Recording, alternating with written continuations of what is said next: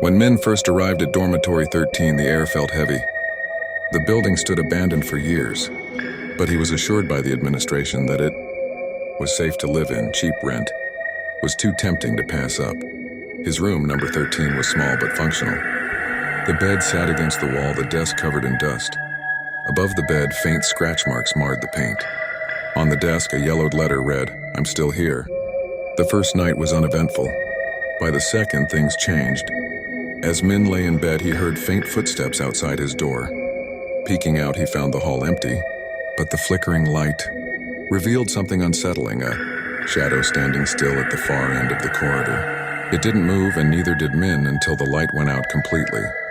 Later that night, he ventured to the restroom. The mirror, fogged from unseen condensation, bore a message scrawled in reverse. "Leave while you can." Min rubbed at the words, but they only smeared, refusing to fade. His unease grew, but he pushed it aside. By the third night, Min noticed a child sitting in the corner of the attic hallway. The child, dressed in a school uniform, giggled softly when the lights dimmed. When Min approached, the boy vanished, leaving only a faint smell of damp and decay. Min's sleep was disturbed by the sound of distant crying. Following the noise, he found a woman in a long nightgown sitting at the end of the corridor, her shoulders shaking. "Are you okay?" he asked hesitantly. The woman lifted her head. Her face was hollow, her features blank. Min stumbled back, but she vanished into the shadows. The final straw came on the fifth night. Min looked into the mirror and froze. Staring back at him wasn't his own reflection, but a twisted version.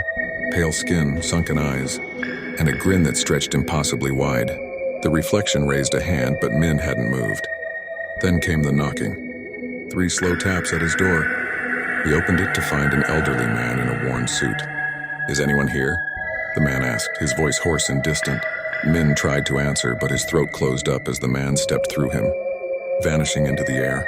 At precisely 13:13, Min's phone buzzed with a notification. "Room 13, vacancy available." No one ever saw Min leave Dormitory 13. His room remains locked, but on quiet nights, the faint sound of laughter and scratching can still be heard.